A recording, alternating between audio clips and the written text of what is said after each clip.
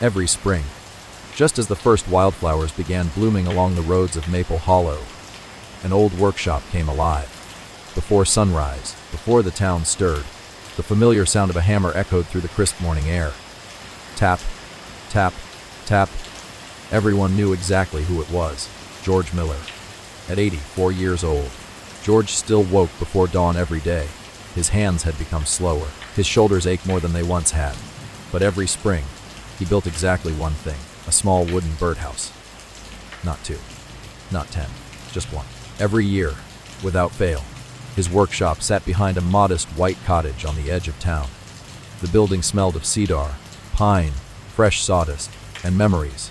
Old woodworking tools hung neatly on the walls. Every chisel had its place. Every hammer carried decades of use. Above his workbench hung a faded photograph: a young George, standing beside his father, each holding a tiny wooden birdhouse. George often glanced at the picture before beginning, then quietly smiled. "Morning, Dad." Only the birds ever heard him say it. The people of Maple Hollow had watched this tradition for 40 years. Children who once peeked through his workshop window had grown into parents. Parents had become grandparents. The years passed. The birdhouses remained. Each spring, George would finish one carefully crafted birdhouse, sand every edge until it felt smooth as silk, paint only the roof, never the wood itself. "Birds prefer honest wood," he always said. Then, on the first Saturday of spring, he would carry the birdhouse into the woods, choose a healthy tree, climb an old ladder, and quietly hang it among the branches. He never signed his name, never attached a plaque, never told anyone where he placed it. By the following week, he would already be back home, sweeping sawdust from the floor. As though nothing special had happened, people often teased him. At the diner, old Frank laughed. "So, George, how many birds are paying you rent these days?" The room filled with laughter. George smiled. "None," a Frank grinned. "Why keep building them?" George stirred his coffee. "Because they keep coming home." No one understood what he meant. Most assumed George simply loved birds. Every morning, he sat on the porch with a steaming mug of coffee, never reading a newspaper, never turning on the radio. Instead, he listened. Robins, bluebirds, wrens, cardinals, sparrows. One by one, their songs welcomed the sunrise. George would quietly close his eyes, as though listening to old friends. Across the street lived 9-year-old Lucy Harper. Unlike most children, Lucy noticed everything.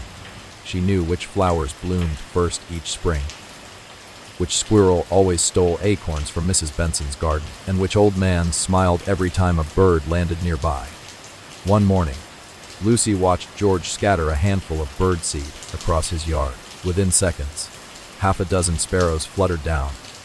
George didn't move. The birds weren't afraid of him. Some hopped so close, they almost touched his boots. Lucy crossed the road. "Mr. Miller." George looked up. "Good morning, Lucy." She pointed toward the birds. "They're not scared of you." George chuckled. "I've been trying not to scare them for 40 years. Lucy giggled. Then her eyes wandered toward the workshop. She spotted another unfinished birdhouse resting on the workbench. "Are you making another one?" George nodded. "The first one this spring." Lucy frowned thoughtfully. "My dad says stores sell better birdhouses." George smiled. "They probably do. So," she tilted her head, "why don't you buy one?" George looked at the unfinished wood. Because he knew something most people didn't. But instead of answering, he simply said, "Some things are worth making with your own hands." Lucy wasn't completely satisfied, but she could tell there was more to the story. That Saturday, she quietly followed George from a distance. He carried the finished birdhouse through the forest trail. Sunlight filtered through tall maple trees. Wildflowers swayed beside the path. Birdsong echoed from every direction. Finally, George stopped beside an enormous oak tree overlooking a small meadow. He leaned an old ladder against the trunk, slowly climbed, and gently secured the little birdhouse to a sturdy branch. When he climbed down, he didn't leave immediately. Instead, he rested one hand against the tree, looked toward the sky, and whispered something too softly to hear. Lucy remained hidden behind a nearby bush. She watched carefully. The The moment George walked away, a tiny bluebird landed on the roof of the new birdhouse. Only for a second. Then another. Then a third. Lucy smiled. It felt almost magical, as though the birds had been waiting. That evening, George returned to his workshop. He opened a small wooden cabinet. Inside sat 40 notebooks, each labeled with a single year, all the way to the present. He pulled out the newest notebook, opened the first page, and carefully wrote Birdhouse, Fay 40 Spring North Meadow Oak. Then added one final sentence. For the little family that hasn't found home yet. He closed the notebook gently, placed it back on the shelf, and turned off the workshop light. The next afternoon, Lucy knocked on George's front door. When he answered, she looked up with bright, curious eyes. "Mister, I've been wondering something." George smiled. "What is it?" Lucy hesitated, then quietly asked, "If birds can already build nests." She glanced toward the forest. "Why have you spent 40 years building homes for them?" George stood very still. He looked toward the workshop, then toward the trees beyond his yard. A gentle breeze carried the sound of robins singing overhead. Slowly, a warm smile appeared on his face, not because the question surprised him, but because, for 40 years, he had quietly hoped someone would finally ask. He opened the screen door a little wider. "Would you like to help me tomorrow?" Lucy's eyes lit up. "Really?" George nodded. "If you're willing to listen." "I think it's time." Someone heard the whole story. The next morning, Lucy arrived just as the sun peeked over the maple trees. George's workshop door was already open. The smell of fresh cedar drifted into the cool spring air. A block of pine rested on the workbench. Beside it, a small box filled with carefully sorted nails. George smiled. "Right on time." Lucy grinned. "I didn't want the birds to think I was late." George laughed. "I think they'll forgive you." He handed her a pair of safety glasses. Every good builder protects their eyes. Lucy put them on proudly. "I look like a carpenter." George nodded. "You already are." Together, they measured the wood, marked gentle pencil lines, and began cutting each piece. George never rushed. Every movement was slow, intentional, almost as though each birdhouse deserved the same care as the first one he had built decades ago. Lucy noticed something. Every board George selected had tiny imperfections, little knots, small lines in the grain. She frowned. "Why don't you use perfect wood?" George gently ran his fingers across one knot. "Because birds don't mind imperfections." He smiled. "People shouldn't either." Lucy thought quietly about those words, then carefully sanded another board. Hours passed. The little birdhouse slowly came together. Roof, walls, entrance hole, tiny perch. When they finished, Lucy held it in both hands. "It's beautiful." George smiled. "It will be. When someone moves in." Lucy looked toward him. "Yesterday, you said there was a story." George nodded slowly. "There is." He carried 2 rocking chairs onto the porch. They sat quietly for a moment, watching robins search for worms in the front yard. Finally, George began. "I was about your age. Maybe 10. My father was the best carpenter in Maple Hollow. He could build almost anything.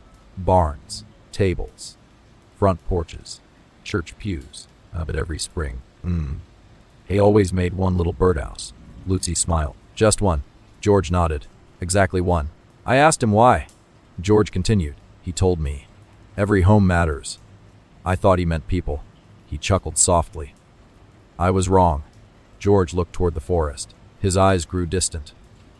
It happened the following autumn.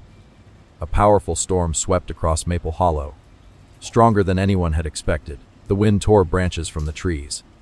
Rain flooded the fields. Old nests were ripped from their branches. Some trees fell completely. When the storm finally ended, the forest had become strangely quiet. Too quiet. The next morning, young George walked outside. He waited to hear robins singing. Nothing. Bluebirds. Nothing. Even the sparrows seemed to have disappeared. It frightened me, George admitted. I had never heard silence like that before. Lucy whispered, "Where did they go?" George looked toward the sky. They had nowhere safe to stay.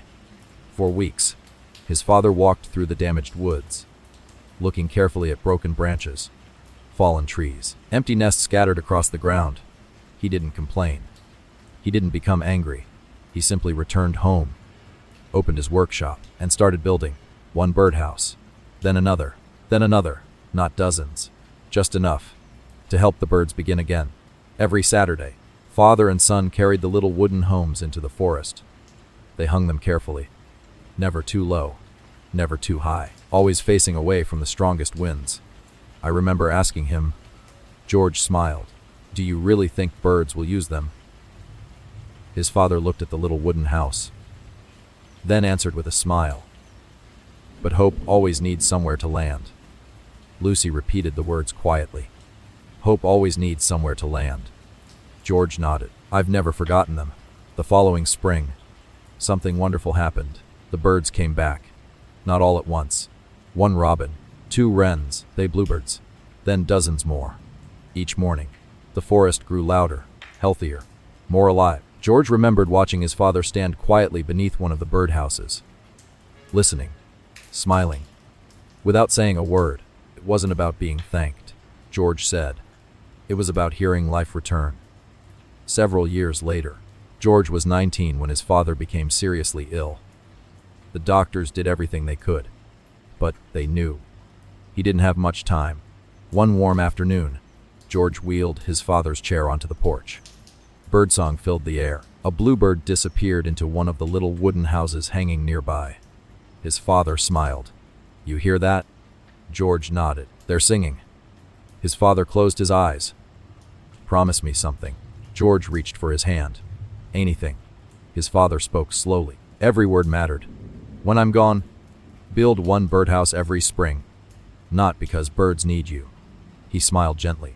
"Because someone always needs to remember that life returns." George's voice grew softer. "I promised." Lucy looked toward the little birdhouse they had finished together. "So, you've kept that promise for 40 years. George nodded. Every single spring, she thought for a long moment, then quietly asked, "Do you ever miss him?"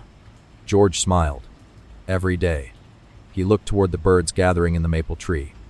"But every morning, I hear something he left behind." Lucy listened carefully. The robins were singing again. Bluebirds fluttered between branches. A cardinal landed on the fence. The forest felt alive. For the first time, she understood. George wasn't building birdhouses because he loved woodworking. He wasn't even building them only for birds. He was keeping a promise made between a father and a son, one that had quietly filled Maple Hollow with music for 40 years. George gently picked up the newly finished birdhouse. He handed it to Lucy.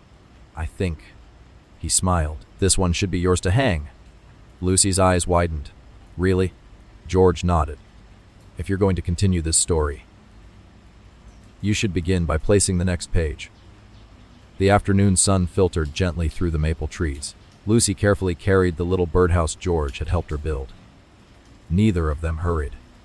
Some things, George believed, should never be rushed. They followed the narrow woodland trail toward the old meadow, the same place where George had hung dozens of birdhouses over the years. The forest was alive. Robins searched for worms beneath the leaves. Bluebirds darted between branches. A pair of chickadees chirped happily overhead. Lucy smiled. "I've never heard so many birds." George looked around quietly.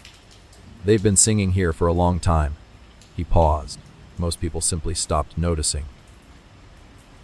They reached a tall sugar maple standing at the edge of the meadow. George rested his old ladder against the trunk, then looked at Lucy. "I think today you should climb." Lucy looked surprised. George nodded.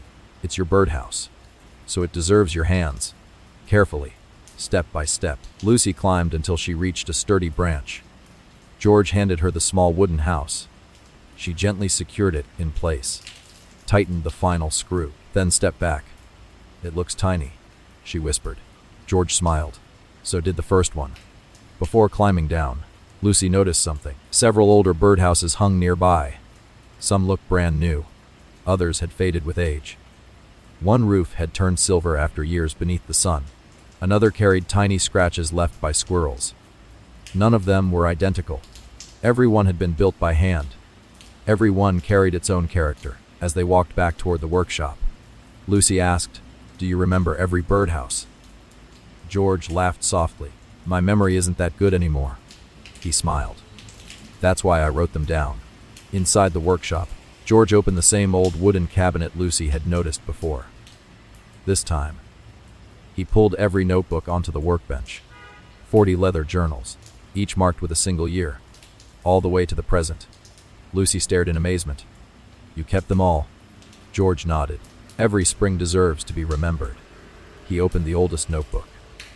The first page read, Birdhouse Fay 1 Spring 1986 Old Maple near Miller Creek, clear skies, gentle wind. At the bottom, one sentence, written carefully. For the little family searching for a safe beginning. Lucy smiled. You always wrote something. George nodded. I never built a house without imagining who might need it. He turned to another notebook. Spring 1991, for the mother who will teach her chicks that the world is still kind.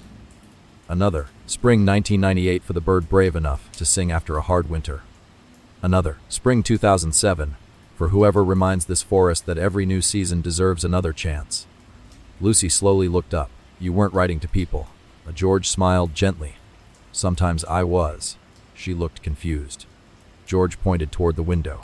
Outside, an elderly couple sat quietly on a nearby bench, listening to birdsong, not speaking, simply enjoying the afternoon. Years ago, George said, that couple lost their only son. They came here almost every day. They said hearing the birds helped them keep going. Lucy looked back toward the notebooks. So, the birdhouses help people too. George nodded, more often than I expected. He opened another journal. Inside, a newspaper clipping had been carefully folded between the pages. The headline read, BLEBARPURTPOLUEOF52RNTYER. Lucy looked up excitedly. They came back. George smiled. They did. He explained that decades earlier, bluebirds had nearly disappeared from the county. Old trees had been cut down. Natural nesting holes became scarce. Without safe places to raise their young, many birds simply left. George never told anyone. But every spring, he quietly built birdhouses designed especially for bluebirds. Different entrance holes, different depth, different placement. He spent evenings reading books from the library, learning exactly what each species needed. I wasn't trying to save birds, he said softly. I was trying to give them one more reason to stay. Lucy turned another page. Inside was a small photograph. A young George stood beside his father, both smiling, holding freshly built birdhouses. His father rested one hand on George's shoulder. Lucy smiled. You look happy. George looked at the picture for a long moment.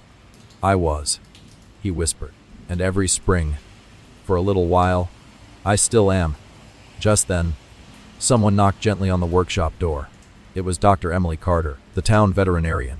She carried a small cardboard box. Inside, a young robin with an injured wing. I hoped you might help, she said, carefully lifted the tiny bird into his hands. His movements were slow, gentle, almost effortless. Lucy watched in silence. The frightened robin didn't struggle. It simply rested quietly in George's palm. Dr. Carter smiled. Animals trust him. She laughed softly. I think they always have. George prepared a small wooden basket lined with soft cloth, placed the robin inside, then quietly set it near the workshop window, so it can still hear the others singing, he explained. Lucy noticed something beautiful. George treated every living creature, no matter how small, as though it mattered.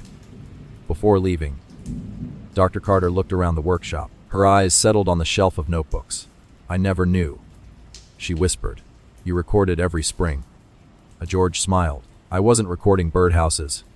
He looked toward the robin resting peacefully. I was recording hope. That evening, Lucy helped return the notebooks to the cabinet. Before closing the last one, she noticed several blank journals waiting at the end of the shelf. Why are there empty ones? She asked. George smiled. I bought them years ago. I hoped someone else might need them someday. He picked up the first blank notebook, placed it gently into Lucy's hands. On the inside cover, he had already written one sentence. Every home you build for another life becomes part of your own. Lucy carefully traced the words with her finger, then hugged the notebook against her chest. For the first time, She wasn't just learning George's story. She was slowly becoming part of it. Summer settled gently over Maple Hollow. The forests became greener. The mornings became brighter. And something unusual began happening. The birds seemed louder than ever before. Every sunrise, the air filled with songs. Robins greeted the morning. Bluebirds answered from the meadows. Cardinals sang from the maple trees. Even people who had lived in Maple Hollow their entire lives began noticing the difference. Lucy certainly did. She started waking earlier each morning, not because of an alarm, but because the birds were already singing outside her bedroom window. One Saturday, she hurried across the road. "Mr. Miller." George looked up from his garden. "You hear them too?" Lucy nodded excitedly. "There are so many more." George smiled. "I've noticed." Together, they walked through the woods. Lucy carried her notebook. George carried only a small pair of binoculars. Every few minutes, he would stop, listen, smile, then continue walking. "You're counting them," Lucy said. George nodded. "No." He laughed softly. "I'm greeting old friends." They reached the meadow where Lucy had hung her very first birdhouse. Before they were even close, a flash of bright blue darted across the field. A pair of eastern bluebirds landed on the roof of Lucy's birdhouse. One disappeared inside. A few seconds later, it emerged carrying a tiny piece of straw. Lucy gasped. "They're building a nest!" George smiled with quiet joy. "I believe they approve of your work." Lucy could hardly stop smiling. It really became someone's home. George looked toward the little birdhouse. That's always been the dream.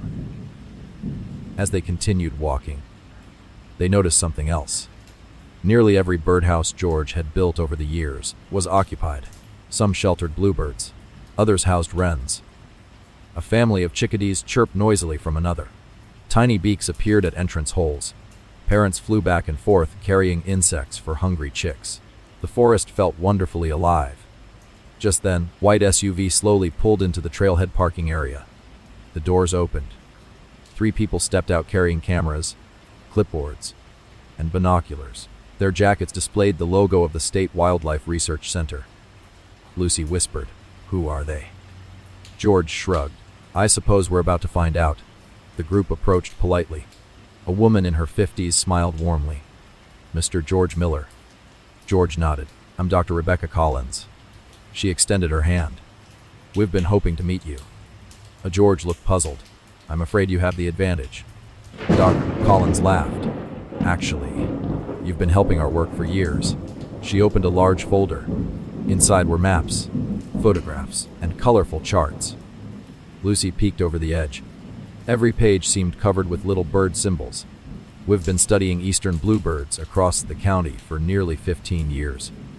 Dr. Collins explained. "Most populations have struggled." She pointed toward Maple Hollow. "Except here." George looked genuinely surprised. "They're doing well." Dr. Collins smiled. "They're thriving." She unfolded a large aerial map. Small blue circles marked locations throughout the forest. Lucy noticed something incredible. Every blue circle matched one of George's birdhouse locations. "We've identified more than 80 active nesting sites," Dr. Collins said. "Almost everyone began with one of your birdhouses." Lucy looked at George. "You never told anyone?" George smiled gently. "I wasn't keeping a secret. I simply didn't think anyone needed to know." Dr. Collins shook her head. "Oh, they do." She pointed toward another chart. "When bluebirds returned, they helped control insect populations. Fewer harmful insects meant healthier trees. Healthier trees supported more birds. And the entire ecosystem slowly recovered." She smiled. "Your birdhouses didn't just help birds. They helped restore the forest." Lucy stared at George in amazement. "You changed everything." George quietly shook his head. "No." He looked toward the birds flying overhead. "They did. I only gave them somewhere to begin." As they continued their survey, Dr. Collins noticed something remarkable. Every birdhouse George had built was slightly different. Some had larger entrances. Others had deeper nesting chambers. A few faced east. Others south. "You designed these for different species," she observed. George nodded. "Every family needs a home that fits." Dr. Collins smiled. "You've been doing wildlife conservation." without ever calling it that. George chuckled. I've always just called it carpentry. Later that afternoon, the researchers visited George's workshop. Their eyes widened as they saw the 40 notebooks lined neatly on the shelf. One by one, they opened them. Inside each journal, George had recorded far more than dates. He noted the first robin each spring, the arrival of bluebirds, when wrens hatched their chicks, how many nesting boxes were occupied, which flowers bloomed nearby, which trees offered the safest shelter. Dr. Collins looked up in disbelief. George, these notebooks are extraordinary. They contain 40 years of wildlife observations. George seemed surprised. They're just notes. No. She smiled warmly. Their history. She explained that long-term records like these were incredibly rare. Scientists often dreamed of having observations spanning 4 decades. Written by the same careful observer, George had unknowingly created one of the most valuable local records of bird life in the region. Lucy gently picked up the very first notebook, then the newest, 40 years, one birdhouse, one spring. One page at a time, she looked toward George. I thought you were building homes. George smiled. So did I. He glanced toward the forest alive with bird songs. I was helping write a much bigger story. Before leaving, Dr. Collins stopped at the workshop door. Mr. Miller would like to nominate Maple Hollow as an official community bird sanctuary. George looked toward Lucy, then toward the birds circling above the trees. A quiet smile crossed his face. I think, he said softly, the birds already decided that years ago, as the sun began to set. The forest echoed with hundreds of birds calling to one another. Lucy closed her notebook. She finally understood something George had known all along. A single birdhouse could never change the world. One birdhouse, built every spring, for 40 years, just might. The news spread quickly. Within a month, Maple Hollow received official recognition as a community bird sanctuary. It wasn't because of a government project, or a large donation, or expensive conservation equipment. It was because, for 40 years, one man had quietly built one little wooden birdhouse every spring. On the first Saturday of May, the entire town gathered in the community park. Children carried homemade bird feeders. Families pushed strollers beneath flowering maple trees. The local school band played soft music beneath the afternoon sun. For the first time, Maple Hollow celebrated something no one had planned decades earlier: the return of the birds. Mayor Sarah Bennett stepped onto the small wooden stage. Behind her stood a large banner. Olpia de Mapieli Alok Siaman BRDSNCURI. The crowd applauded warmly. George, sitting quietly in the last row, looked as though he wished someone else were receiving the attention. The mayor smiled. 40 years ago, one person decided to help nature. He didn't ask permission. He didn't wait for funding. He simply began. She looked toward George. And today, we all enjoy the song he never asked to be thanked for. The applause grew louder. George lowered his head slightly, embarrassed. After the ceremony, several town council members approached him. One of them smiled. Duh. We've been discussing something. George laughed softly. That usually worries me. The councilman unfolded a drawing. It showed a bronze statue. George stood beside a birdhouse. Birds rested on his shoulders. At the bottom, a plaque read, George Miller, the man who brought the birds home. George looked at the drawing for several seconds, then quietly folded it again. It's beautiful, he said kindly. But I don't think it's necessary. The council members looked surprised. You don't want a statue? George smiled. Lucy, standing nearby, asked gently, why not? George looked toward the children chasing butterflies across the park, then toward the robins flying overhead. Finally, he answered, statues remember people. He smiled. I'd rather people remember the habit. The group fell silent. George continued, if you spend money on bronze, it will stand still. He looked toward the forest. If you spend it on wood, it will sing. No one spoke for several moments. Even the mayor smiled through tears. She understood. George reached into the canvas bag he always carried.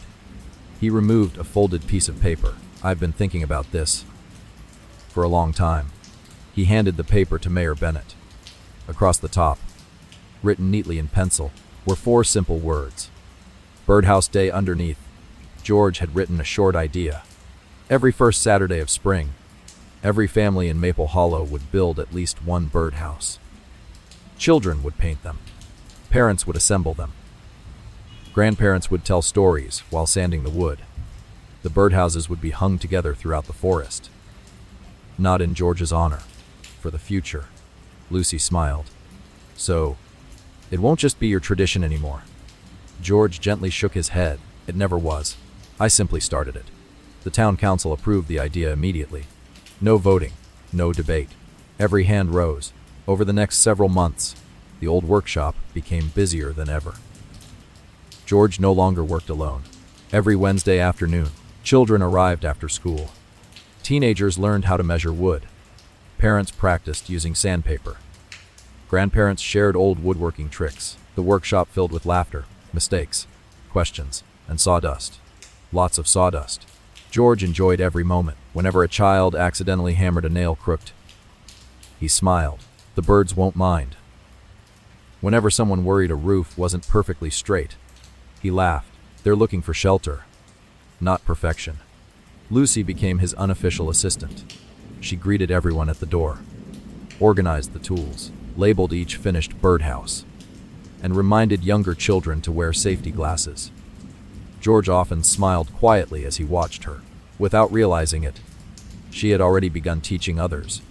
One rainy afternoon, George opened one of his notebooks. Lucy noticed he wasn't writing about birds. Instead, he was writing names, children, parents, grandparents. Beside each name, he wrote the number of birdhouses they had built together. Lucy looked curious. I thought these notebooks were only for birdhouses. George smiled. They still are. He closed the journal gently. But now, the birdhouses have builders besides me. By the end of winter, more than 200 birdhouses filled the shelves of the workshop. Some were painted bright blue. Some carried tiny flowers. Others displayed little handprints left by preschool children. None looked exactly alike. George loved that. They're like families. He often said, everyone is different, but everyone deserves a place to belong. As spring approached, excitement spread across Maple Hollow. Children counted the days until Birdhouse Day. Teachers included birds in classroom lessons. The library displayed books about local wildlife. Even the bakery shaped cookies like little birdhouses. The tradition had quietly become part of everyday life. One evening, George and Lucy stood outside the workshop, watching dozens of finished birdhouses waiting for spring. Lucy smiled. I don't think there are enough trees. George laughed warmly. I've been hoping you'd say that. He pointed toward the hills beyond town. There are plenty. He paused. We simply haven't reached them yet. As the sun disappeared behind the maple forest, birdsong slowly gave way to the quiet sounds of evening. George looked toward the rows of handcrafted birdhouses. For the first time in 40 years, he knew something wonderful. The future no longer depended on his hands alone. It had already found hundreds more. Winter slowly loosened its grip on Maple Hollow. Snow melted into small streams. The maple trees began showing tiny red buds. Robins returned one by one. Everyone in town knew what that meant. Spring was coming. So was Birdhouse Day. For 40 years, George had welcomed every spring the same way. He sharpened his tools, selected the finest cedar boards, opened a fresh notebook, and built one small birdhouse. This year, something was different. The workshop remained quiet. The saw stayed on its hook. Fresh lumber leaned untouched against the wall. A thin layer of sawdust still covered the workbench from the previous season. For the first time in decades, George had not started building. Lucy noticed immediately. Every afternoon after school, she stopped by the cottage. Each day, the workshop door remained closed. One evening, she gently knocked. George answered with his usual warm smile, but Lucy saw something she had never seen before. He looked tired. Not unhappy, just tired. Are you feeling all right? She asked softly. George nodded. My doctor says I should rest. He smiled. I suppose 84 years eventually ask for a slower pace. Lucy glanced toward the silent workshop. Birdhouse Day. George looked at the unfinished cedar boards. "I've been thinking about that," he admitted quietly. "I'm not sure these hands can build another one." The words hung in the air. Neither of them spoke. Outside, a cardinal landed on the porch railing. Its cheerful song filled the silence. George smiled. They always know when spring is near. The following morning, Dr. Emily Carter stopped by the cottage. After finishing the examination, she sat beside George on the porch. "Your heart is strong," she said kindly. "Your body needs more rest. No ladders, no lifting heavy wood, and definitely," she smiled, "no climbing trees." George laughed. "I suppose my ladder finally retired before I did." By the end of the week, the news quietly spread through Maple Hollow. George would not be able to build this year's birdhouse. People didn't panic, but they were saddened. It felt as though spring itself had changed. Lucy couldn't stop thinking about it. That evening, she opened the notebook George had given her months before. On the first page, she reread the sentence written inside. "Every home you build for another life becomes part of your own." She closed the notebook. A thought slowly formed. Then a smile appeared. The next morning, Lucy rode her bicycle straight to Mayor Sarah Bennett's office. "I think," she said, "I know how we can help Mr. Miller." Within hours, phone calls spread throughout the town. The school principal called every classroom. The church announced a volunteer gathering. The fire department offered trucks. The hardware store donated lumber.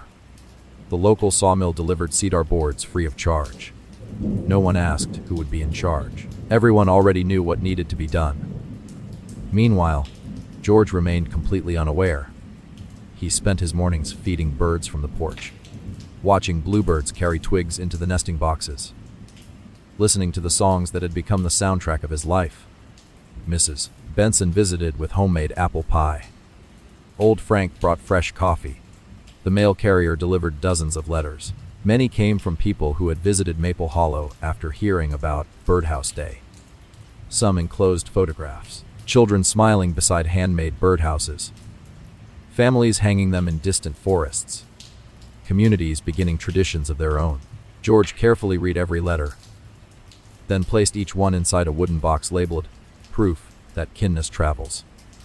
The night before Birdhouse Day, George looked out his bedroom window. The moonlight reflected softly across the quiet yard. He whispered to himself, "I'm sorry, Dad. I don't think I'll build one this year." He closed his eyes, remembering the promise he had made beside his father's porch many years ago. For the first time in 40 springs, he believed the promise might end with him. Morning arrived. Birdhouse Day. George expected an ordinary sunrise. Instead, he woke to unfamiliar sounds. Not birds. Voices. Laughter. Car doors. Children talking excitedly. Curious, he walked slowly to the front porch, then stopped. His eyes widened. Across his front yard, more than 200 people stood waiting. Children, parents, teachers, firefighters, nurses, veterans, grandparents. Nearly the entire town had gathered. Every family held something in their hands. A birdhouse. Some were painted bright blue. Some carried tiny flowers. Others displayed children's fingerprints. Some were simple. Some beautifully detailed. Everyone was different. Everyone had been built with love. Lucy stepped forward, carrying the very first birdhouse she had ever made by herself. She smiled. "Mr. Miller, you told us. A birdhouse becomes a home because someone cared enough to build it." She looked around at the crowd. "So, we thought, you shouldn't have to build alone anymore." George's eyes filled with tears. He looked across the sea of handcrafted birdhouses. Hundreds of families, hundreds of smiling faces, hundreds of little homes, all waiting for spring. Mayor Bennett walked beside Lucy. She handed George a brand new notebook. Its leather cover was untouched. On the first page, every child in Maple Hollow had signed their name. Below the signatures, one sentence had been written: Birdhouse Bay 41, built by an entire town. Because one man taught us that hope always needs somewhere to land. George gently ran his hand across the page. His voice trembled. "I don't know what to say." The old Frank laughed from the crowd. "For 40 years, you've been talking with hammers, Today, just smile. The crowd laughed warmly. George did, the kind of smile that only appears when a person realizes their life's work no longer belongs to them alone. Instead of climbing ladders, George spent the day sitting beneath the maple tree, watching children carry birdhouses into the woods, parents lifting ladders, grandparents helping steady them. The sound of hammers echoed through the forest, almost exactly as they had echoed from George's workshop for 4 decades. Only now, hundreds of hands carried the tradition forward. As the last birdhouse was hung, a flock of bluebirds circled above the meadow. For one breathtaking moment, they settled among the branches surrounding the newly placed homes. The children cheered. George simply looked toward the sky, smiled, and quietly whispered, "Welcome home." Summer faded into autumn. The leaves turned shades of gold and crimson. The forests of Maple Hollow glowed beneath the afternoon sun. George spent more time sitting on his porch than working in his shop. He no longer carried heavy boards. He no longer climbed ladders. But every morning, he still listened. The birds never failed to greet him. Lucy visited almost every day. Sometimes they talked. Sometimes they simply watched the bluebirds fly between the old maples. George often smiled without saying a word. Silence, he believed, could be one of the kindest conversations. One cool October afternoon, Lucy noticed George staring toward the meadow. "What are you thinking about?" He smiled softly. "I've been wondering if the birds remember people." Lucy laughed gently. "I think they remember safe places." George nodded. "That's enough." Over the following months, his steps became slower. His hands trembled more often. The workshop stayed closed. Yet every evening, he asked Lucy the same question. "Did you hear them singing today?" She always answered with a smile. "Yes!" And they were louder than yesterday. George would close his eyes, satisfied. Winter arrived quietly. Snow covered the roofs of Maple Hollow. The birdhouses wore little white caps of snow. Many stood empty until spring. Others sheltered tiny birds seeking warmth from the icy wind. Lucy often walked through the woods after school, checking the birdhouses, repairing loose hooks, brushing away heavy snow, exactly as George had once done. Just before Christmas, George invited Lucy to the workshop one final time. The room looked exactly as it always had. The workbench, the tools, the smell of cedar, the notebooks lined carefully across the shelf. Everything waited peacefully. George handed Lucy a small wooden key. "It opens the bottom drawer." She unlocked it. Inside rested one unfinished birdhouse. Only the roof remained unattached. Beside it lay a folded envelope. George smiled. "I started it when I still believed I could finish." He looked at Lucy. "It belongs to you now." Lucy tried to answer. Instead, tears quietly rolled down her cheeks. George reached over and gently squeezed her hand. "Don't be sad," he whispered. "Spring has never belonged to one person." He looked toward the window, where snowflakes drifted silently through the air. "It belongs to whoever shows up when it arrives." Those became the last words Lucy ever heard him say about the birdhouses. A few weeks later, on a peaceful January morning, George Miller passed away quietly in his sleep. He was 84 years old. Outside his bedroom window, a single cardinal rested on the maple tree. The first rays of sunlight touched the snow.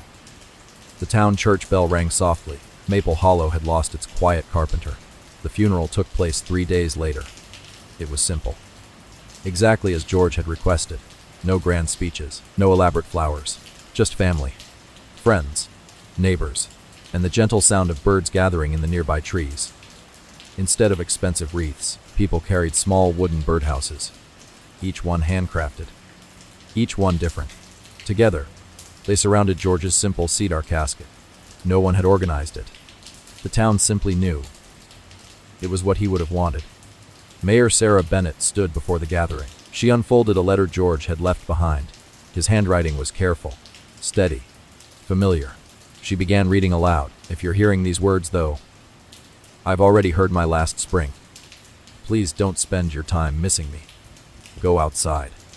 Listen carefully. If the birds are still singing, then everything we hoped for is still alive." Many people quietly wiped away tears. The letter continued. Build a statue. Don't name a street after me. If you'd like to remember me, build one birdhouse. Help one family. Plant one tree. Leave one place kinder than you found it. That's more than enough. Silence settled over the church. Not an uncomfortable silence, a grateful one. When the service ended, nobody hurried home. Instead, without anyone giving instructions, families slowly walked toward the forest. Each carried the birdhouse they had brought. Children, grandparents, teachers, firefighters, veterans, everyone, one by one, they hung the birdhouses among the trees. No speeches, no applause, only the sound of hammers, the gentle rustling of branches, and the wind moving softly through the forest. Lucy carried the unfinished birdhouse George had given her. She had completed the roof herself, not perfectly. One corner was slightly uneven. She smiled. George would have liked that. She found the same sugar maple where she had hung her very first birdhouse beside him. Slowly, she fastened the new one just above it. Then she stepped back. "Thank you," she whispered. Not because she expected an answer, but because some words simply deserved to be spoken. As the last birdhouse was secured, something unexpected happened. From every direction, birdsong began filling the forest. First one robin, then another, bluebirds, wrens, chickadees, cardinals. The songs echoed through the trees like a gentle chorus. Even people who had lived there their entire lives had never heard the forest sound so full of life. Lucy closed her eyes. For one brief moment, it almost felt as though George was sitting nearby, listening with them, not saying a word, simply smiling. Several weeks later, Dr. Rebecca Collins returned with her research team. After completing the annual bird survey, she stood in astonishment.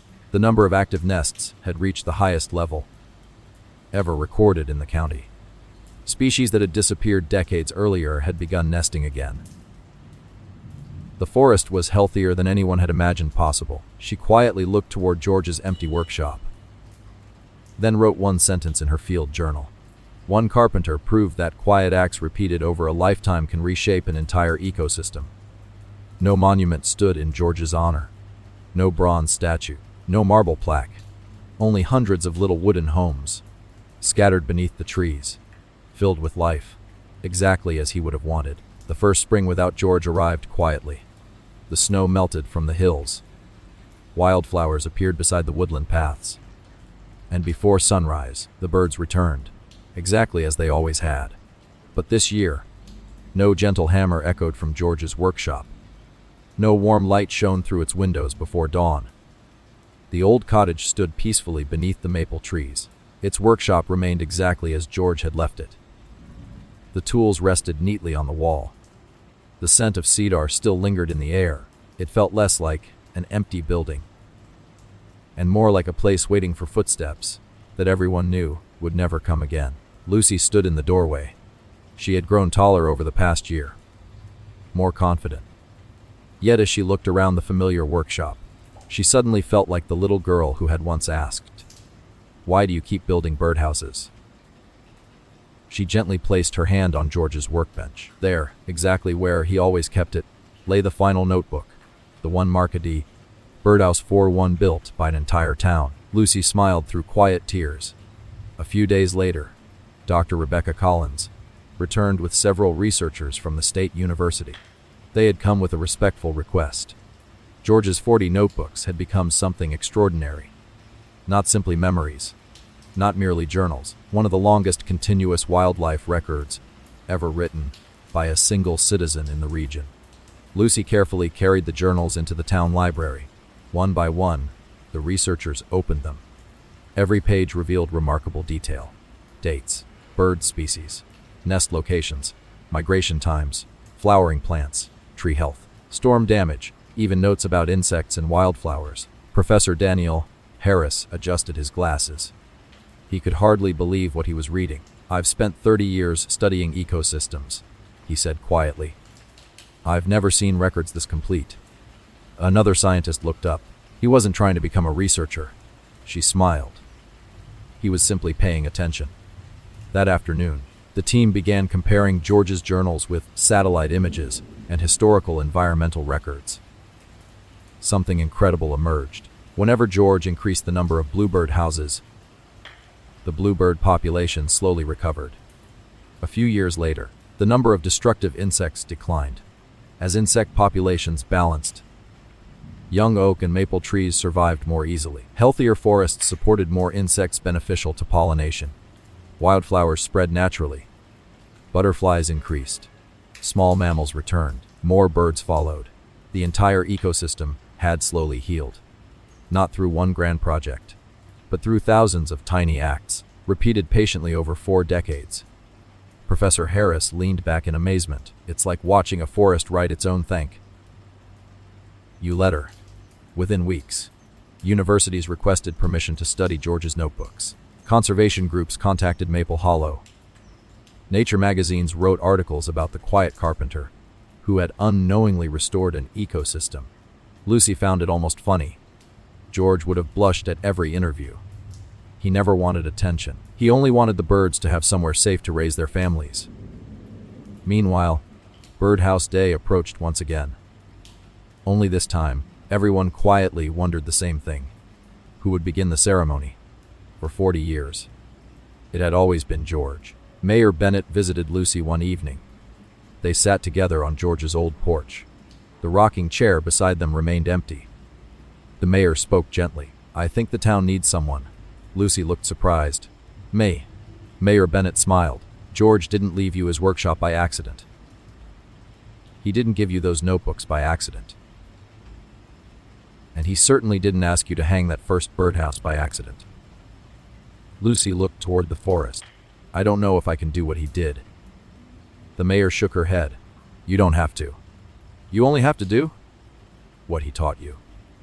Those words stayed with Lucy all night. The next morning, she unlocked the workshop.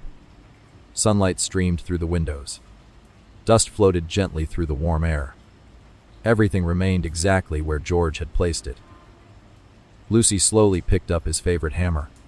It felt heavier than she remembered, not because of its weight, but because of everything it represented. She selected a cedar board, measured carefully, marked gentle pencil lines, then made the very first cut. Not perfectly. The edge wandered slightly. Lucy smiled. George would have laughed. "The birds won't mind," she whispered. Throughout the afternoon, children began arriving, just as they had when George was alive. Some carried paintbrushes. Others brought pieces of wood. A little boy raised his hand. "Miss Lucy, can you show me how to make the roof?" For one brief moment, Lucy almost looked behind her, expecting George to answer. Then she smiled, walked over, and gently took the boy's piece of wood. "Of course," she said. "Let's build it together." By sunset, workshop was full again. Children laughed. Parents sanded rough edges. Grandparents shared stories. Sawdust covered the floor. Birdhouses filled every table. The room felt alive, not because George had returned, but because his kindness had. Before everyone went home, Lucy gathered the children around. She opened George's very first notebook, then read aloud the sentence he had written 40 years earlier, for the little family searching for a safe beginning. The children listened quietly. One little girl raised her hand. "Do you think those birds ever found it?" Lucy looked toward the forest outside the window, where hundreds of birds were settling into their nests for the evening. She smiled warmly. "They're still finding it." As twilight settled over Maple Hollow, the old workshop glowed with warm light once more, not because George was inside, but because the hope he had built had finally learned how to build itself. 20 years passed. Spring still arrived in Maple Hollow the same way. The first robins appeared beneath the melting snow. Bluebirds circled above the old meadow. Children raced through the park, carrying small wooden birdhouses almost as large as themselves. And before sunrise, the forest began to sing. Birdhouse Day had become more than a town tradition. It had spread far beyond Maple Hollow. Families across the country built one birdhouse every first Saturday of spring. Schools organized woodworking projects. Churches hosted community workshops. Nature centers welcomed volunteers of every age. No one could say exactly how many birdhouses had been built, only that they now numbered in the hundreds of thousands. Newspapers called it the Spring of Hope. Environmental organizations called it one of the largest community conservation movements in the country. But the people of Maple Hollow simply smiled. To them, it would always be Birdhouse Day. The old workshop still stood beneath the maple trees. The roof had been repaired. The windows shone brightly every spring. Inside, the familiar scent of cedar remained. George's workbench had never been replaced. His favorite hammer still rested exactly where Lucy always returned it after each workshop. Not because anyone needed the old hammer, because traditions often begin with remembering small things. Lucy was no longer the curious little girl who had asked endless questions. Her hair now carried gentle streaks of silver. Children simply called her Miss Lucy. Every spring, she welcomed another generation through the workshop door. One bright Saturday morning, a little boy hesitated outside. He held a rough piece of pine against his chest. His grandfather gently nudged him forward. "Go ahead." The boy walked inside. His voice barely rose above a whisper. "Miss Lucy, I've never built anything before." Lucy smiled. The words felt wonderfully familiar. She remembered saying something very similar many years ago. She knelt beside him. Neither hurried. Some lessons she had learned should never be rushed. She placed a pair of safety glasses into his hands. Every good builder protects their eyes. The boy grinned. "I look like a carpenter." Lucy laughed softly. "You already are." Around the workshop, children measured cedar boards. Parents hammered tiny nails. Grandparents patiently sanded rough edges. The room echoed with gentle conversation, laughter, and the comforting rhythm of hammers striking wood. For a moment, it sounded exactly as it had decades earlier, when the last birdhouse was finished. Lucy gathered everyone together. She opened the cabinet that still held George's notebooks. 41 journals stood neatly on the shelf. Beside them, one final blank notebook remained. Its cover had faded with age. No one had ever opened it. Lucy carefully lifted it down. She smiled. "George told me this notebook was for someone else. I never understood why." She slowly opened the cover. Inside, a folded piece of paper slipped gently onto the workbench. The room became perfectly still. Lucy unfolded it with trembling hands. The familiar handwriting instantly brought tears to her eyes. She began reading aloud. "If you're reading this, it means spring kept its promise." She paused. The children listened quietly. She continued.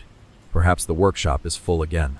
Perhaps someone is building their very first birdhouse. Perhaps the birds are already singing outside. If that's true, then I was never the important part of this story." Lucy smiled through her tears. The words sounded exactly like George. She kept reading.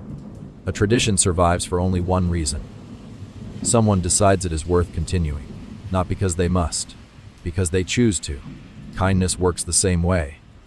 The room remained silent except for birds singing beyond the open windows. The final lines were written more slowly, as though George had taken extra care with every word. "Don't ask whether one birdhouse can change the world. Ask how many people might build one after watching you.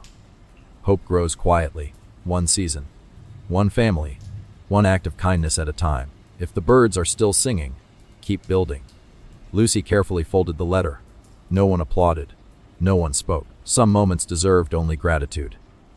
That afternoon, families carried hundreds of birdhouses into the forest. Children climbed ladders with careful hands. Parents steadied the branches. Grandparents pointed toward the safest places to hang each little home. Across the meadow, birdsong echoed beneath the warm spring sky. A little girl looked up at Lucy. "Do you think Mr. George can hear them?"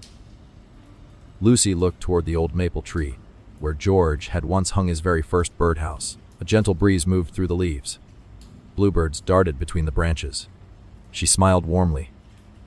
"I don't know," she answered honestly. "I know this." She looked around at the families filling the forest with laughter. "We can." As evening settled over Maple Hollow, thousands of birds returned to their nests. The forest shimmered with life. The old workshop stood quietly beneath the maple trees. Its door remained open, waiting for next spring, waiting for the next child, waiting for the next pair of hands willing to build hope. George Miller never became famous while he was alive. He never expected awards. He never imagined that scientists would study his notebooks. He never believed people across the country would follow the simple tradition he began. He only kept one promise. One birdhouse. Every spring, for 40 years. And in doing so, he proved something beautifully simple. The greatest legacies are rarely built in a single extraordinary moment. They are built through ordinary acts, repeated with love, until they become someone else's beginning.